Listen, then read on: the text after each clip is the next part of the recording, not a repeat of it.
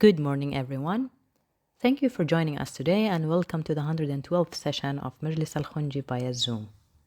Today, we are delighted to welcome Maggie Jeans as our guest speaker to celebrate Anglo-Ammani relations over the past 400 years at the time of His Majesty Sultan Haytham's first official visit to the UK since he became Sultan of Oman. Maggie came to Oman 33 years ago from Bristol University in the UK on a 2-year contract at the medical school in the newly opened Sultan Qaboos University, with her late husband, Professor William Dampier Jeans, radiologist. She established the education office at the SQU and the overseas elective program for medical students. Like many other expatriates, she fell under the spell of Oman, and it has been her home ever since. She has a background in education and is the owner and a director of Al Manahil Books LLC. She has been coordinator of the British Business Forum for many years and established the Oman Palliative Care Group after her husband died here in 2015. In 2016, she was awarded an Order of the British Empire, OBE, by Prince Charles for her services to Oman-British relations. Welcome to Majlis Al Khonji, Maggie, and I would like also to welcome Mr. Mike, who is joining Maggie in the conversation. Mr. Mike, over to you. Thank you very much. Thank you, Reham. Assalamu alaikum. Welcome to the 112th Majlis Al Khonji. Good morning, Mr. Khalil, ladies and gentlemen. First, may we at this time of year wish you and your families season's greetings, a very Merry Christmas, and a wonderful 2022. Today, we're lucky to have Maggie Jeans OBE to take us through her journey of experiences, her views of her time here in Oman. It's a personal journey.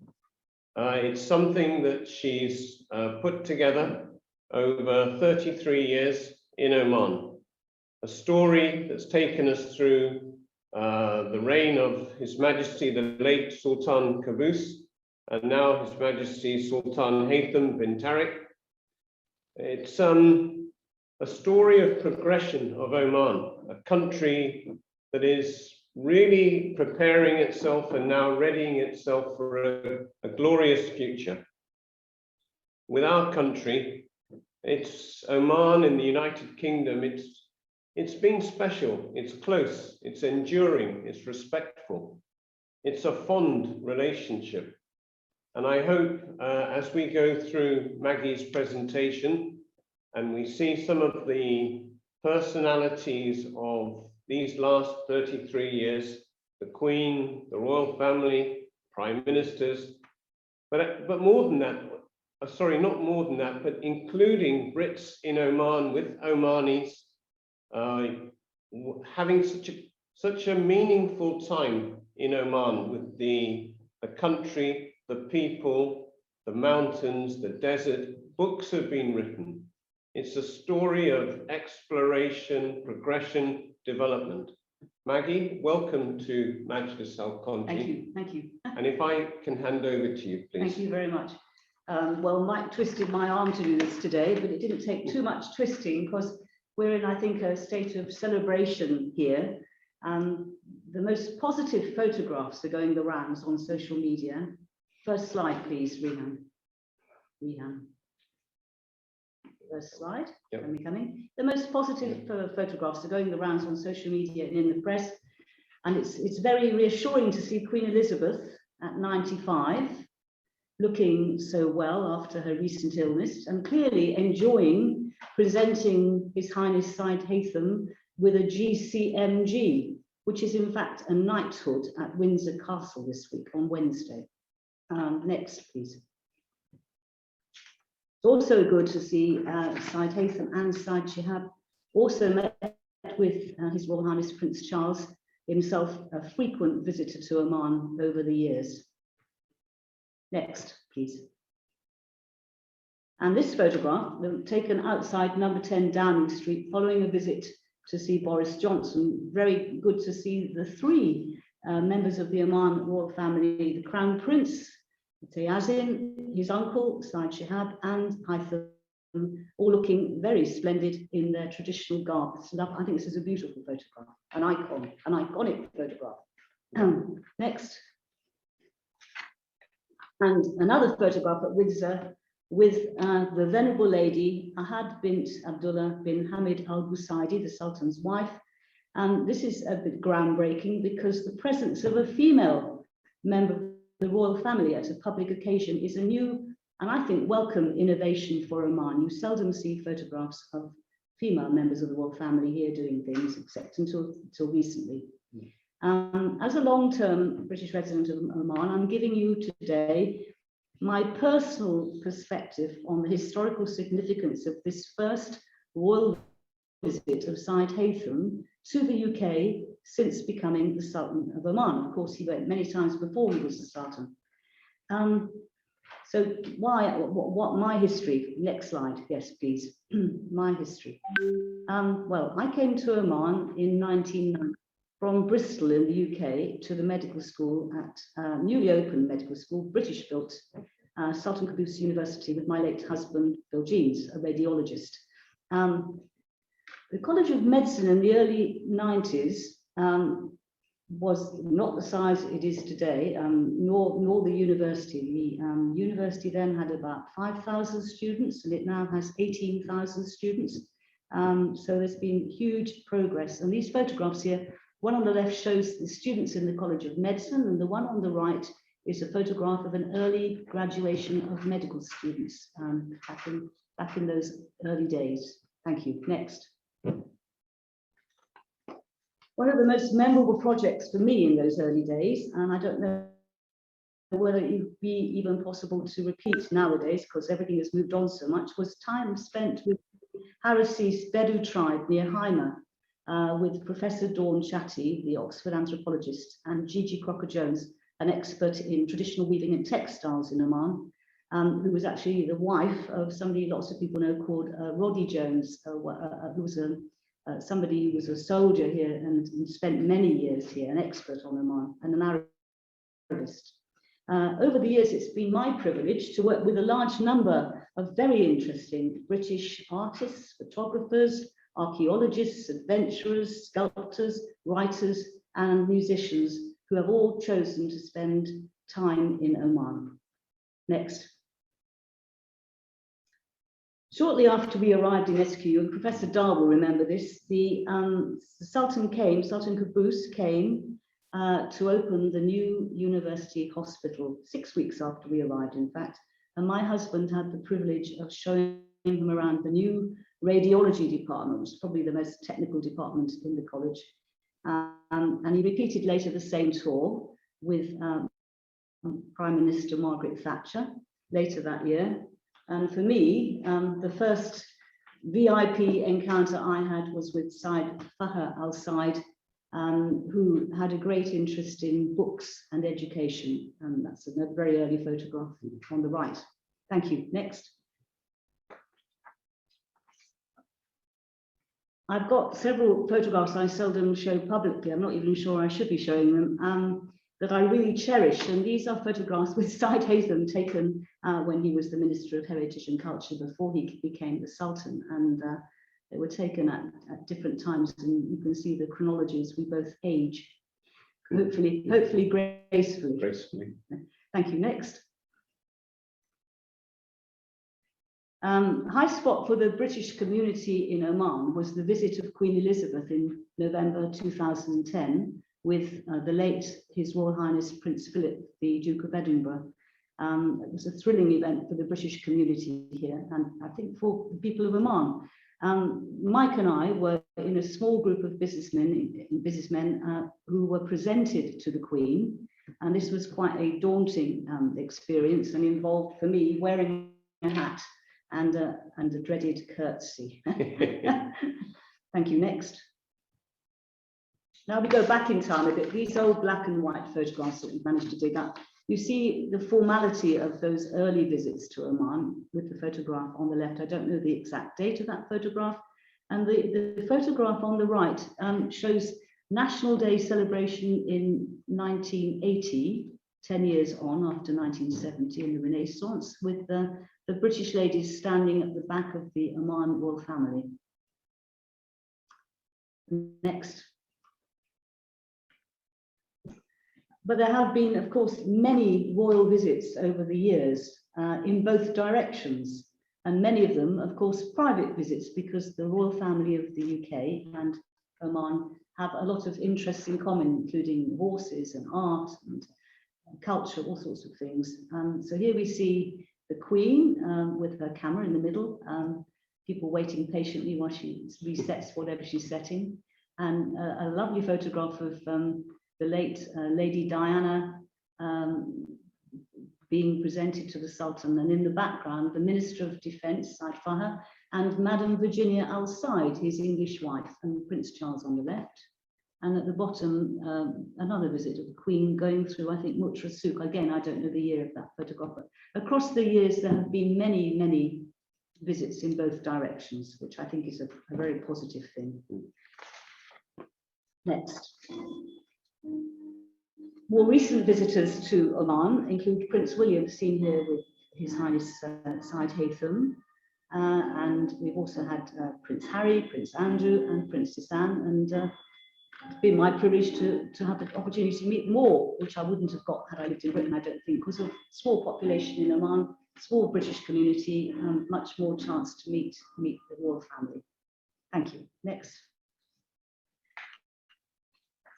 So the picture here shows that these visits, as you can see, have become the way that they're staged now is much more informal. So here's Prince William, Duke of Cambridge, joined by fishermen, and a much more relaxed interaction going on, a very different style of visit from all the pomp and circumstance of the past. Next, please.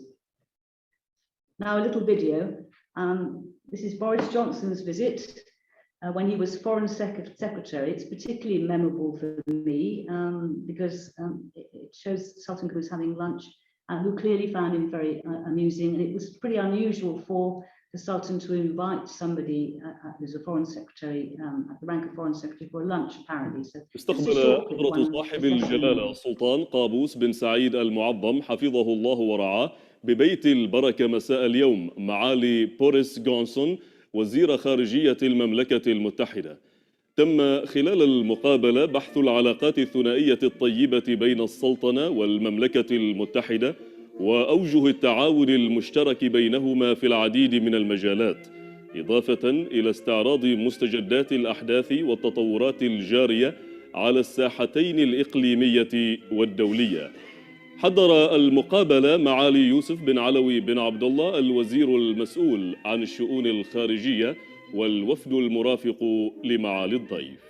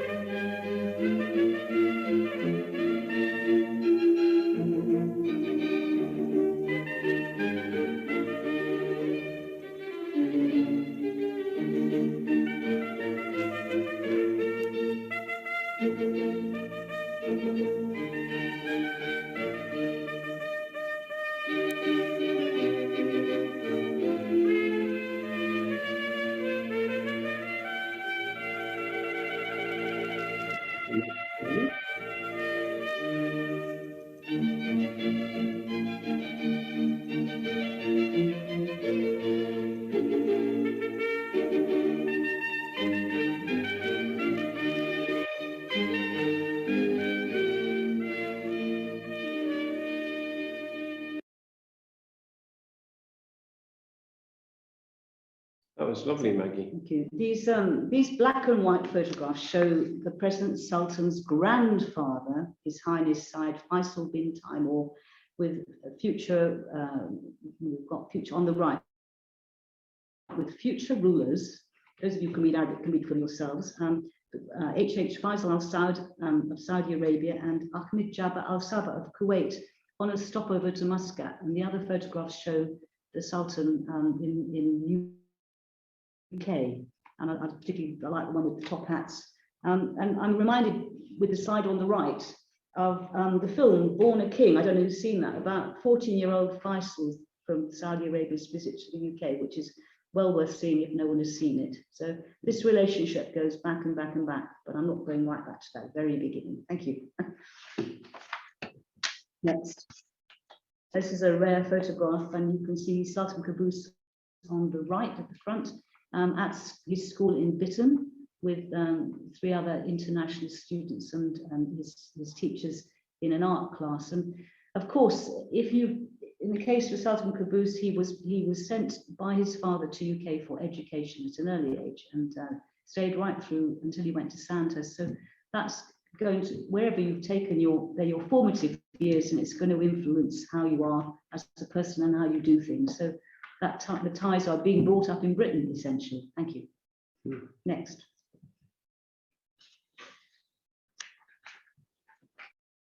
So besides if people want a really in-depth look at the history of Oman, I recommend the book Unshook Till the End of Time, written by 2 former British ambassadors, Robert Alston and Stuart Lang. And it's also translated into Arabic, available in Arabic. And that gives you a very in-depth, detailed academic perspective on the history between the 2 countries.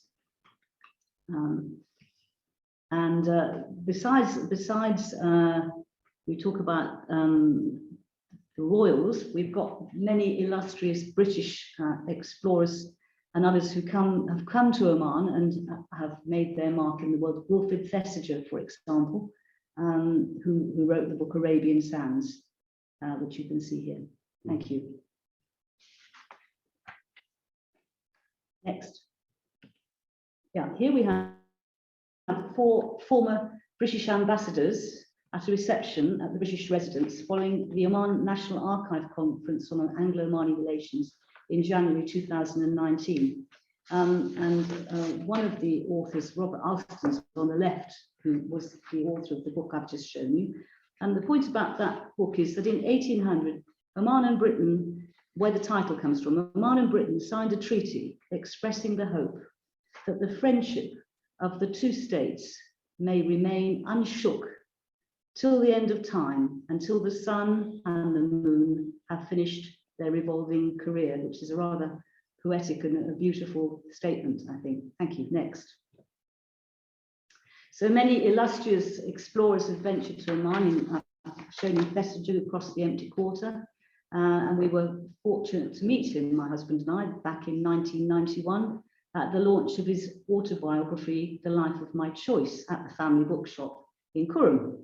Another adventurer, Tim Severin, recreated the voyage of the mythical tales of the Arabian Nights and sailed to China in a boat built in Cantab. His book, The Sinbad Voyage, was published in 1982. And here, the photographs I'm showing you here, James Morris, accompanied His Highness Syed Sultan bin Taimur on a journey from Salalah to Muscat for the first time by motorcar in 1955 as an official observer. And this book is also a very interesting book to read if you haven't read it already. Thank you. Next. I'm now moving on to talk a little bit about the Anglo-Ammani Society, which is now celebrating 45 years. Britain offered military support to Oman throughout the Bahraini dispute in 1952, the Jebel Akhtar War, 1954 to 1957, and the Dhofar Rebellion from 1962 to 75, and also at the time of H.M. Sultan Qaboos' accession to the throne. The British Loan Service is still active in Oman, and there have been several joint military exercises in recent years which are beneficial to both nations. There are legendary military and political figures, British people. Neil MacLeod Innes, who was appointed Minister of Foreign and External Affairs by the Sultan from 1953 to 58. He was in post here in Oman, representing Oman for those 5 years, and there is a thick book about those 5 years, which is a good read. Colonel David Smiley, a lot of people will know, who reorganized the Sultan's forces between 1958 and 1961. He was commander of the Sultan of Oman and Oman's armed forces. And in fact, his name, Colonel David Smiley, John le Carré took his name for one of the main characters in his books, because doubtless there was a great deal of intrigue and espionage going on in the region at that time. And then the last of all, I'd like to mention Lieutenant Colonel Colin Maxwell, known affectionately as Abu Jaish, the senior British officer in the Jabal Akhtar War from 54 to 58. He died in the UK, but he loved Oman so much that he requested that his body be flown back to the Sultanate to be buried in the PDO cemetery. I think, like many others, he believed that Oman was a very special place because of the warmth of the people and the stark beauty of the landscape. Next, please. So the Anglo-Ammani Society reinforces the ties between Oman and the UK. It was established really by Sir Donald Hawley in 1975 to provide some continuity for British expats who had served in the army here, and for those who would serve in the future under the patronage of the late Sultan Qaboos. Nowadays, of course, the AOS has established a new generation group, the NGG, in 2013, to strengthen the friendship between the new nations, the two nations, with the younger members, and it also offers outreach programs and internships. Next. So there is a website, and you can see it on the right there. So I'd like to emphasize that anyone can join the Anglo-Ammani Society. It's a nominal subscription, and during COVID, they've had a really interesting program of podcasts and webinars and all sorts of presentations. So it's well worth joining that organization if it's of interest. Next, please. Okay, the Anglo-Ammani Society was involved in the formation of the Oman British Friendship Association, OBFA, and more recently with the establishment of the Oman British Business Council. And this photograph shows Khalil Al Khonji, former chairman of the Chamber of Commerce and Industry in Oman, with His Highness Said Haitham at a recent OBFA meeting in London. Next. So in November 2016, I was awarded an OBE for services to Omani-British relations. The ceremony took place at the British Ambassador's residence during the visit of His Royal Highness Prince Charles and Camilla, Duchess of Cornwall. These photographs show that event. I'm very honoured. And now we go into a video, please. Next.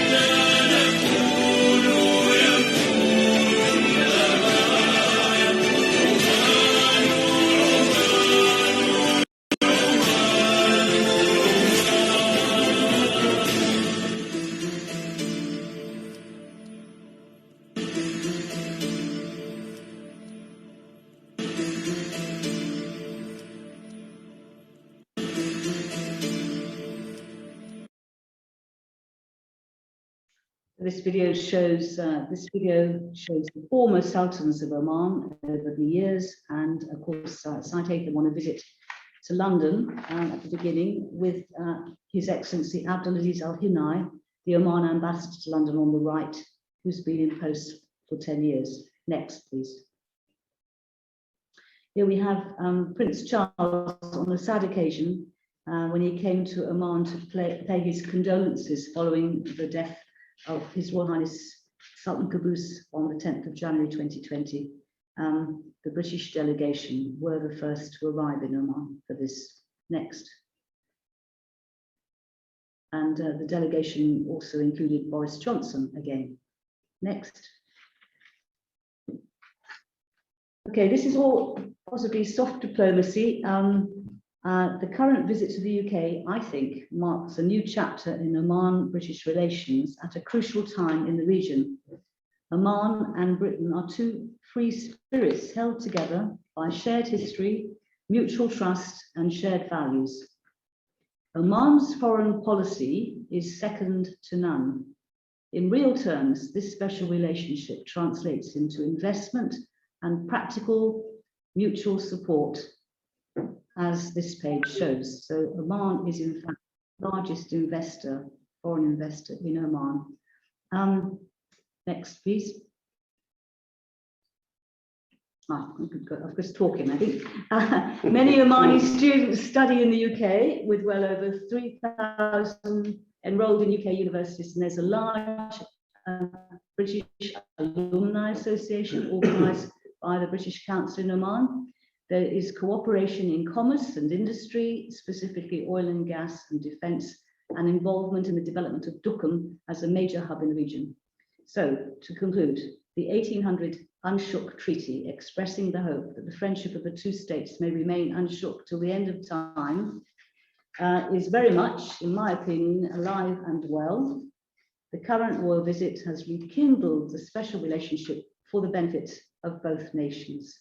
Now I'd like to show a video made by our Roya Publishing, which summarises this unique relationship. Thank you.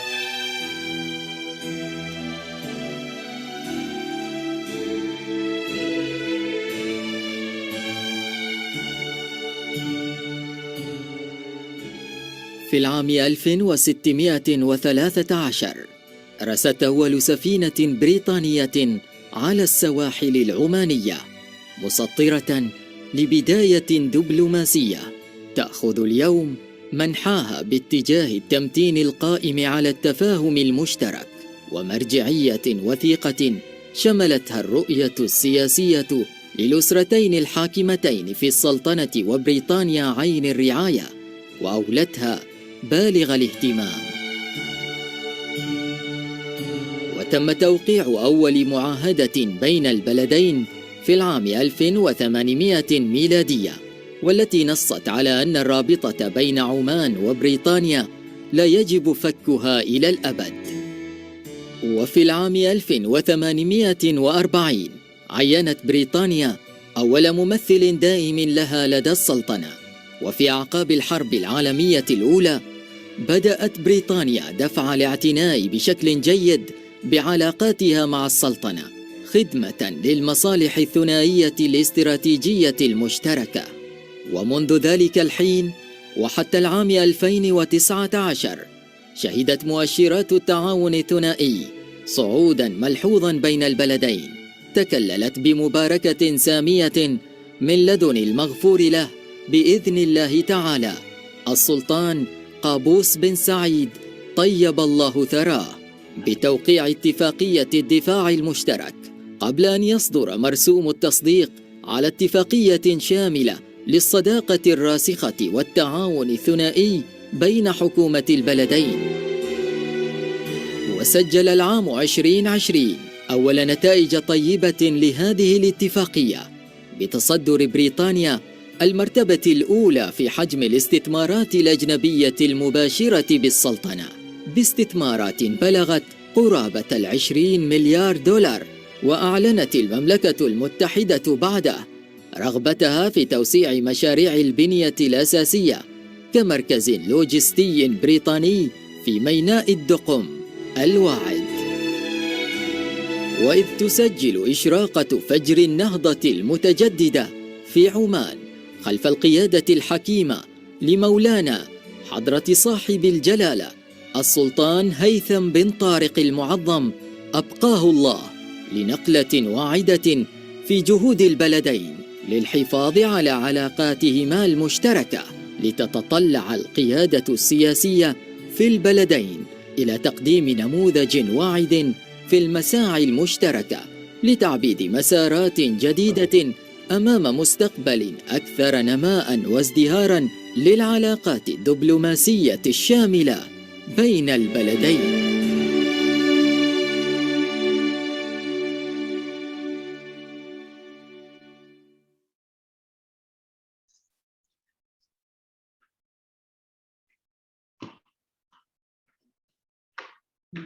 Thank you very much. Thank you very much, Maggie and Mr. Mike. That was very, very interesting. Thank you for your technical help. Thank you very much. Now we will open the discussion for if anyone would like to share any comment or ask any question, you're more than welcome. Thank you. Professor Dar, would you like to, or Mr. Nick, please? I would just like to, if I may, thank Maggie and whoever researchers she has supporting her for showing some really interesting photographs and unearthing some really interesting background information. So thank you. Thank you very much.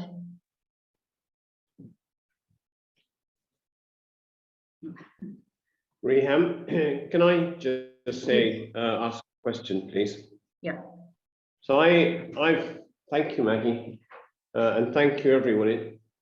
That last clip particularly really connected me, at least, with His Majesty on this trip in the UK.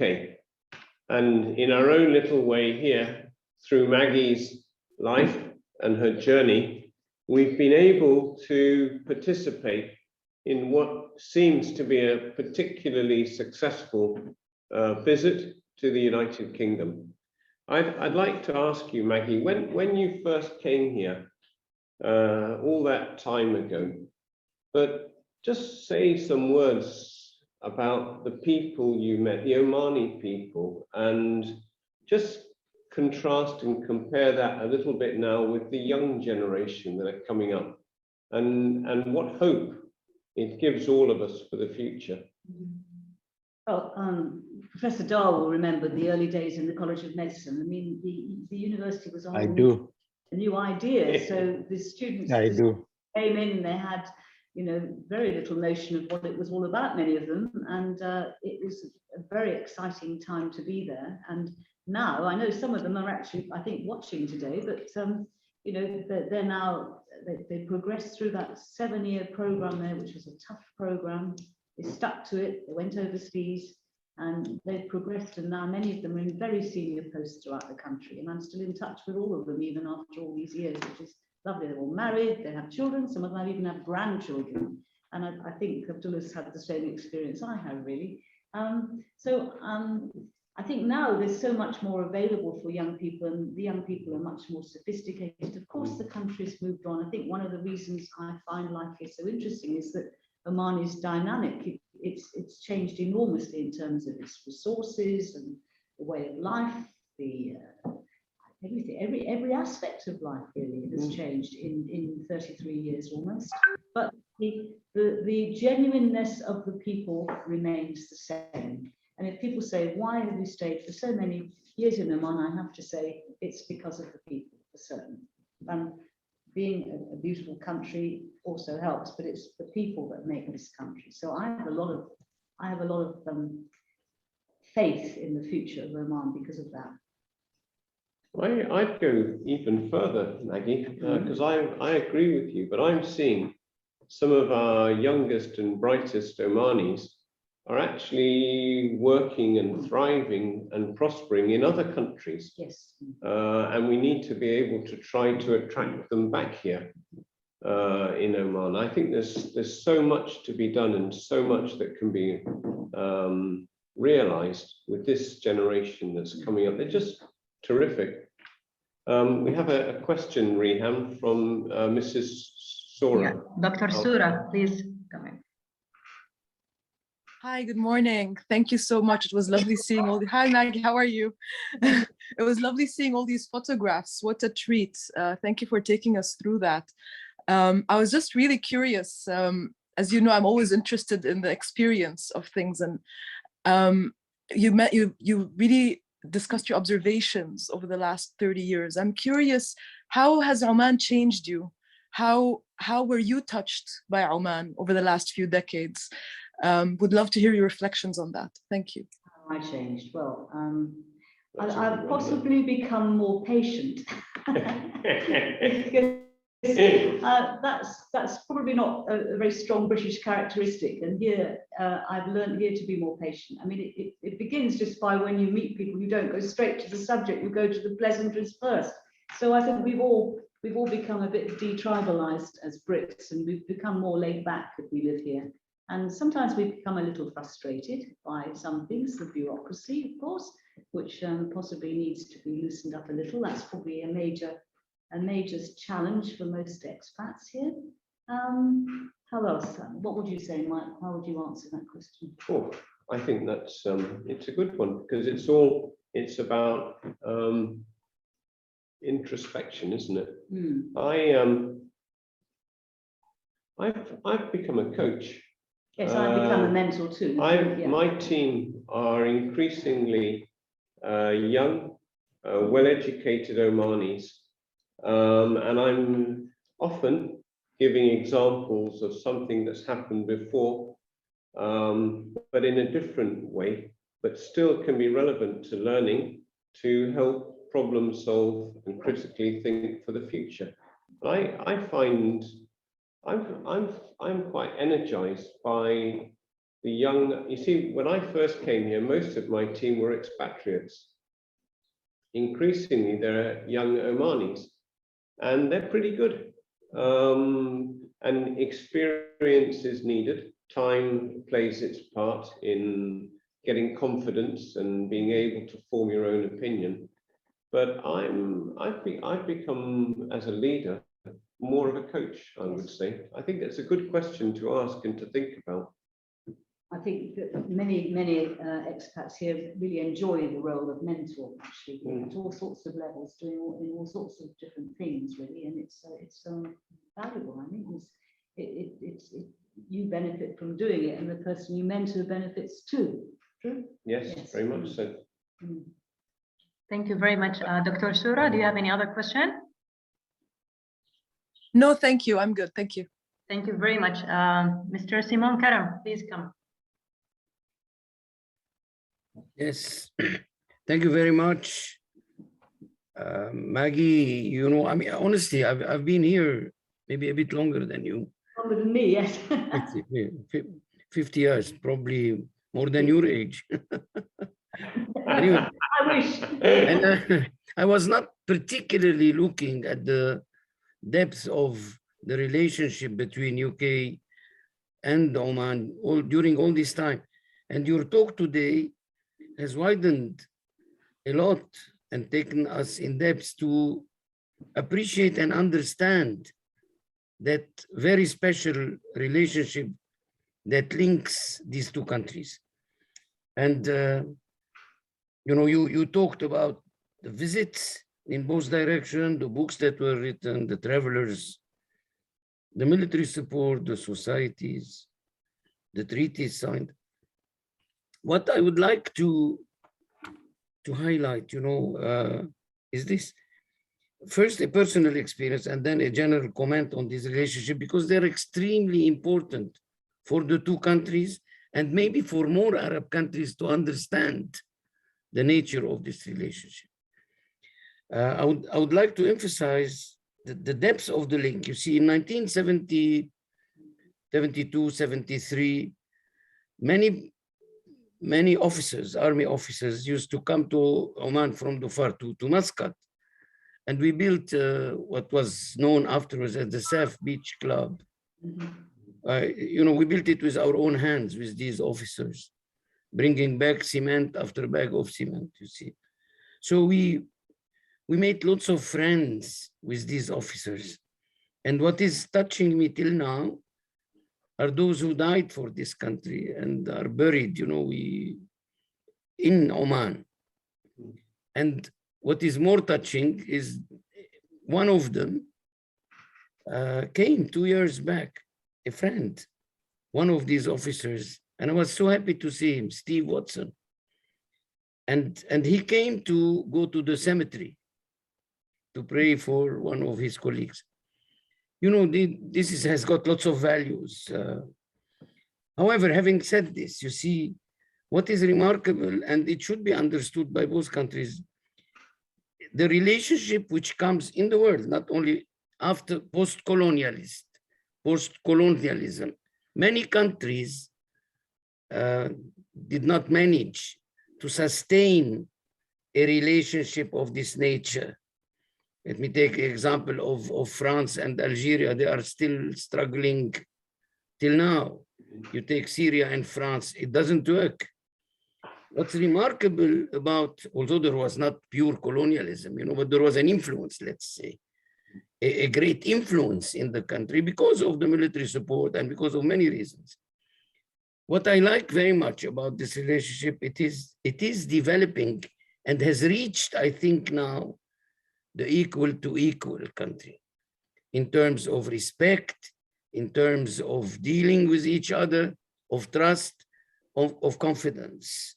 And this is, I think, a major feature of this relationship, which should be understood by both countries. You know, all the people of Oman, one way or another, should know that here we are talking equal to equal, and not a most powerful one. Again, no, we're equal. You can see it in the smile of Her Majesty the Queen and His Majesty Haitham. You can see it in body language. You can see it, despite the little facts of COVID, you know, which sometimes cause little problems. I think here there's a lesson to learn between nations, how, despite the size or the interest of it, how you can create an equal relationship, one-to-one. And this is remarkable. And thank you very much for widening at least my view about this relationship. I understand it much better now. Thank you. Thank you.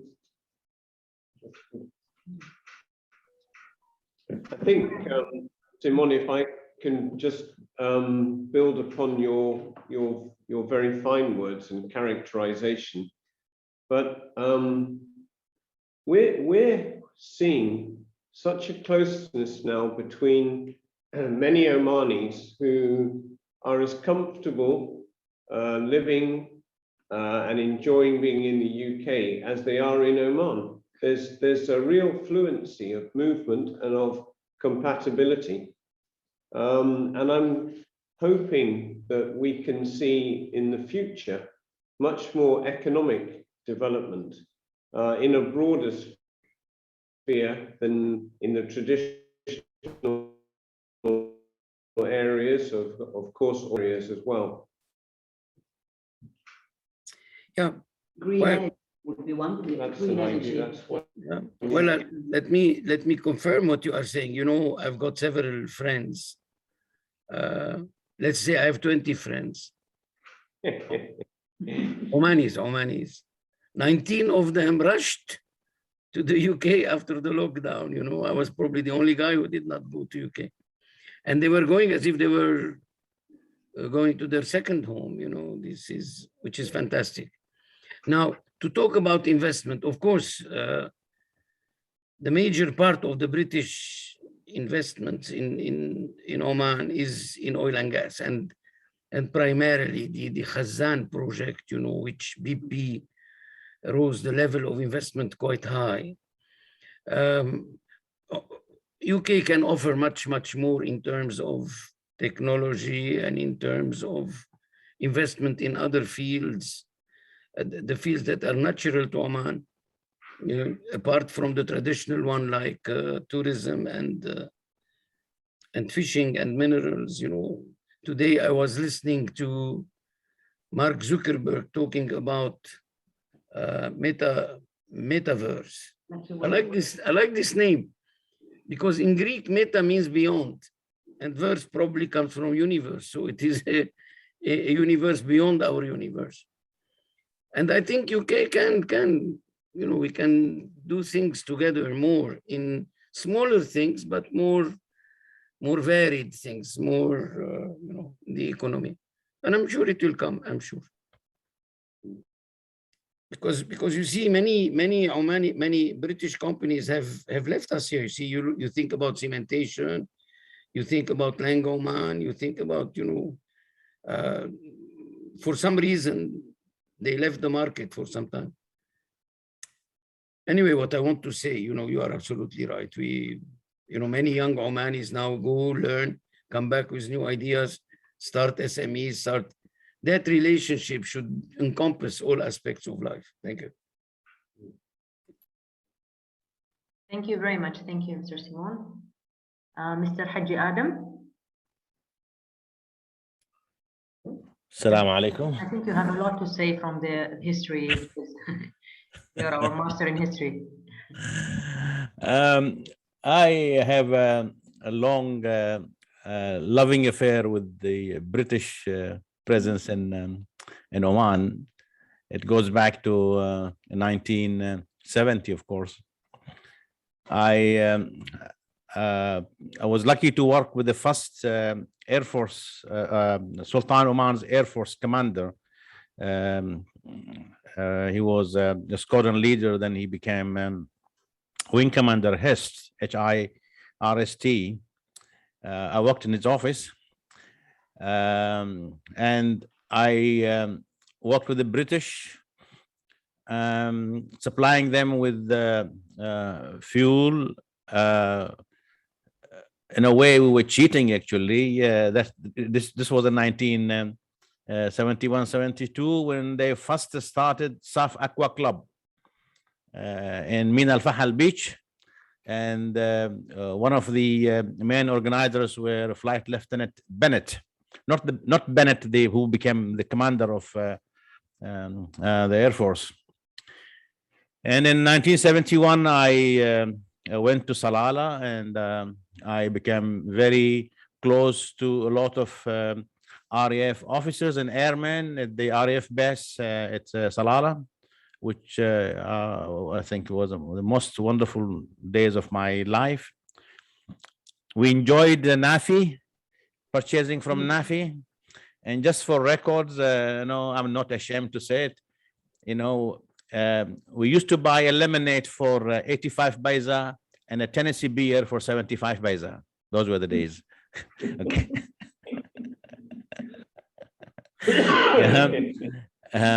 I was involved quite a lot with the British pilots when I was in SOAF that time, and then I moved to the SEAB. So I've seen a lot, actually, of British seconded officers and contract officers, and I wish Brigadier Mala Rustam was here today, because he's an authority on this sort of thing, to be honest, and one of the oldest people we still have alive around us. He's older than me. And then we still have some British friends. Sometimes I meet them walking on the beach in Kurum, people like Nicholas Davies, Nikki Davies, I think Nikki Davies, yes. Her husband used to work for Royal Office, and then I think he's somewhere else. Nikki Quinlan. Nikki Quinlan, yes. Yeah. Been here very long. Yes, Nikki Quinlan, yes. And Carol Knapp. Yes. Yeah. Yes. Yes. John Knapp's wife. Yes. I know them for 47 years in Oman. Carol's father and mother, Alistair Smart, her father, passed away a few years ago. And her mother, Jan Smart, who used to work for me as my PA in ISS. Yes, we have a long, I think, loving history with the British. We are still called, some of us now, those who have crossed 65, the British school chaps, managers all around, and they were very successful, to be honest. we think we are parted, you know, a little bit early, sadly, and then the Arabization took over, and things have changed. But we are still, you know, I feel very proud to be associated with the British school. Whenever, you know, we discuss things, we talk things, and they always refer to us, you know, you have come from the British school, which is a nice thing to say. So yes, the British, I think, have you know, quite strong influence on had a strong influence on our life. In the 70s, you know, we learned from them how to choose our drinks. We learned from them how to, you know, work, and we learned from them how to treat our subordinates, which is very, very important. You know, it's something I'm very proud of. I've left my service. I'm retired now for 12 years, but people still appreciate me the way I used to deal with my subordinates. And this goes back to my experience working with the British people, the way they trained us, the way they taught us how to deal with the people. So yes, you know, I'm proud to say I'm very, very grateful to the British who, you know, taught us quite a lot actually in Oman. Thank you very much.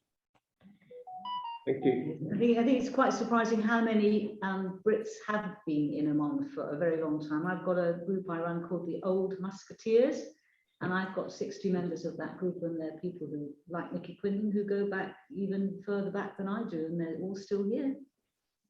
So there are a lot of Brits who've made Oman their home. Yes, I also, when I left the Air Force, I worked in HSBC. Then it was the British Bank for the Middle East. And there was a guy, you know, who was a British guy, who was a junior accountant. Then he left, he went away. Then he returned as the HSBC manager.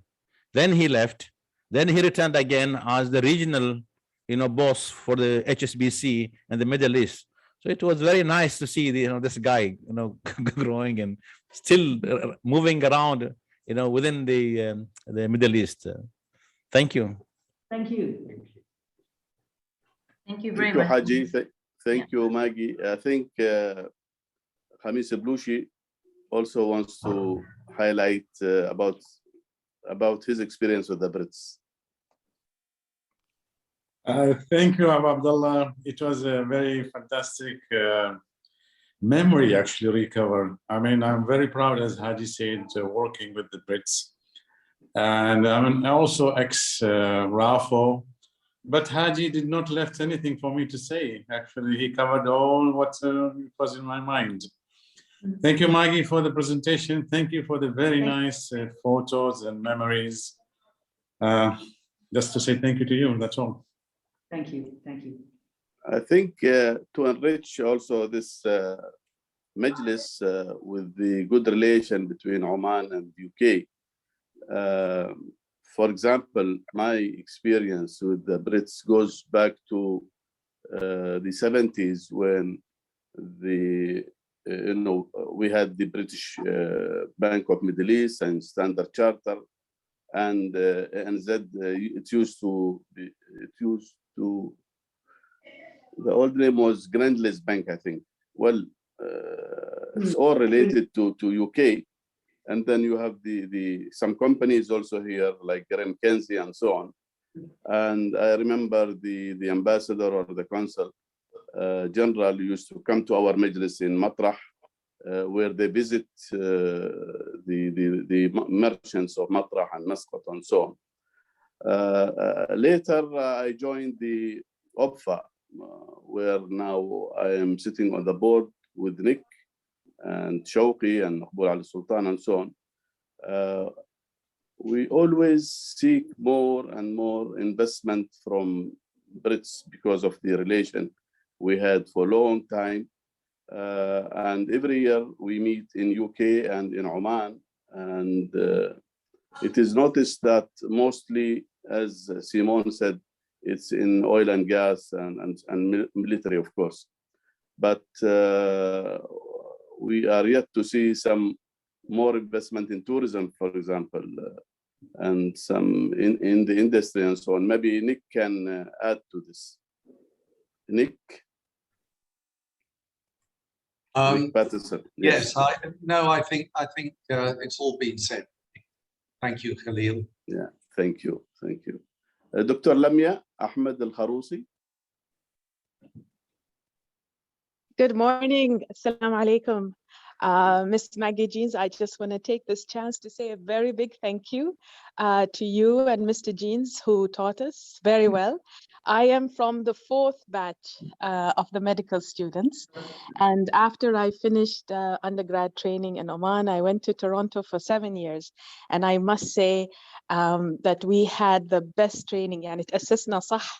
And myself and the other colleagues who were sent abroad all did very well and kept a very good name for Oman, that until now they accept Omani candidates to go out there for training. So thank you very much for the founders of the medical college. Thank you. That's great. I just want to mention something else, if I may. In 1974, we were going to Salalah, and because the monsoon was very strong, so we were diverted to Mazira. And we landed in Mazira, which was then an RAF base. And we went to staff's mess to have lunch. And then somebody asked for an orange, and there was an Omani waiter. And it shows, how strong the British influence was in Mazira. He asked for an orange, and the Omani guy said, sorry, we don't have orange. No, sorry. And he asked for burtaqal, which is an orange. He said, can I have a burtaqal in Arabic? And he said, I'm sorry, we don't have burtaqal. And the Omani guy said, but I can see it there over the table. And he said, no, that's not burtaqal, that's an orange, So even the locals, who were working, and my first surprise to find Omani speaking English was at the Beit al-Falaj airport, and we used to have British RAF aircrafts landing at Beit al-Falaj in 71, 72, and doing the military enrollment between north and south. And I was a young man. I used to go with the mail bag and give it to the pilot, who would give it to somebody in Salalah. And I saw, a scruffy old man with a khanjar, barefoot, and not clean. He was standing, next to a couple of British airmen, and he was, they were talking very, in a relaxed way. So I thought maybe the British airmen, spoke Arabic. As I got closer, I heard this Bedouin man was speaking in English. And that was the first, shock I had, that, how come this Bedouin man? Then I came to know that guy was from Mazira Island. And people in Mazira Island in the late 60s and early 70s, I think, maybe spoke better English than Arabic. Thank you. Something you brought up there, I think, and I don't know what other people think, I think one of the things that Oman and UK share is the sense of humor. Yeah. And I think that's a very important bond. And I discovered that as soon as I arrived in Oman, because there are different forms of humor, what's funny around the world. But for some unknown reason, I can't explain why, I think Omanis and British people share a sense of humor. Yep. And I saw so many good examples of that when I was at SQU. Thank you. Thank you very much, Mr. Simon. Yes, thank you. It's a small clarification that I need from Haji Adam. He said the British officers taught us how to fix our drinks. You meant the choice between sparkling or still water, no? Is that what? There you have it. That's nice. Yes, sort of, yes, sort of. Thank you very much. Mr. Hussein Al-Baluchi. Thank you very much. I would like to mention a little bit about my encounter with Ms. Maggie Jeans. I'm Dr. Hussein Abdouchi. I'm a senior consultant radiologist in Armed Forces Hospital. I graduated from medical school in '98 and I joined the Sultan Qaboos University, where it was an absolute delight to meet Ms. Maggie Jeans and her late husband, Professor Jeans. And she helped us a lot during our medical school training. And we were like young students, in those days. Although, those time feels really look like a long time ago, but it's just also, it's like yesterday in the same time.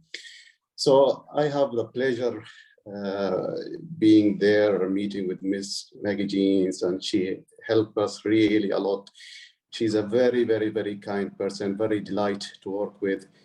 She, I remember in our sixth year where we had the electives to go to abroad for 6 weeks.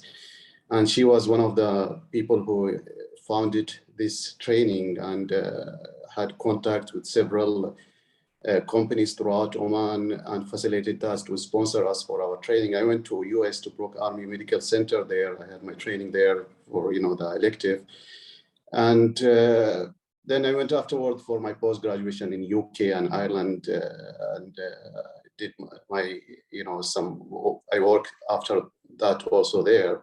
And she and her husband facilitated a lot for us. And, they went beyond their work as really a very good friends and help us throughout our training. So I just reflect back and wanted to mention these little comments. And I'm really very, very pleased to see her. I was surprised, actually. I didn't thought she would be I didn't look to the title of the presentation, but I just saw her and I thought it's really very important to mention a little bit throughout our personal experience with her. And I really thank her a lot. And it's really, really, really, really very delighted to see you, Maggie, again. Nice to see you again after so many years. And it was our pleasure to do everything we did because you were such a delightful group of students. Thank you.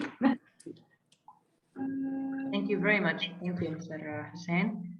Would anyone like to add any question? Mr. Mustafa?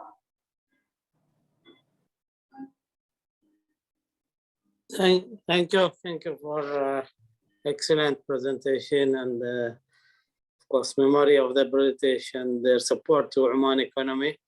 We all love London. We all get our kids to study in London. My dream was to buy a house in London, and finally I bought it a few years back. First, my visit to London was in '76, and from there I was looking to buy a house. Alhamdulillah, I done it, and these little memories of what I remember about London, and of course British is always in our heart. We cannot live without London and the committee for that. It's excellent memories. You also given a photo where I've been with His Majesty on his visit to London on Oman British Association, where we met there. And it's a nice memory. Thanks, Maggie. Thank you very much. Thank you, Mr. Mustafa. No more questions or comments? Thank you very much. Mr. Mike, over to you now. And if you would like to summarize before we close with Maggie. Thank you, Reham, and thank you, everyone, and thank you, Maggie. It's been a real pleasure listening to you speak about some of the experiences that you've had here in Oman. It's also been wonderful from the questions and the comments of people, just listening to the embedded depth of relationship between our two countries and as people. speaking for myself, it would be easy to comment in a similar way. I love Oman, and my experiences with Omani people for many years has been wonderful. It's been something I treasure. So thank you, Maggie. It's with a lot of optimism, actually, that we talk about the young people here and about the opportunity for education, the opportunity for initiating enterprises. And I think the future looks really good. Yes, I think so too. Yes, agreed. And I think for all of us each day, we need to keep participating and helping. But I think it looks great. So thank you, Mr. Khalil. Thank you, everyone, for allowing this opportunity. Maggie, a really good Christmas. And to you too. And to everyone. Season's greetings to everyone. Yes, thank you. And here's to you and Here's to the Oman, future. to all of us. Here's to the future. Thank you, Reham. Thank you very much. Thank you very Thank much. you all very much indeed. Very, very interesting. Thank you. Nick. Thank you, Maggie, for the wonderful talk. Thank you, Mr. Mike, for the very interesting conversation. And thank you all for your active participation. See you next Saturday. Keep safe and goodbye. Thank you very much.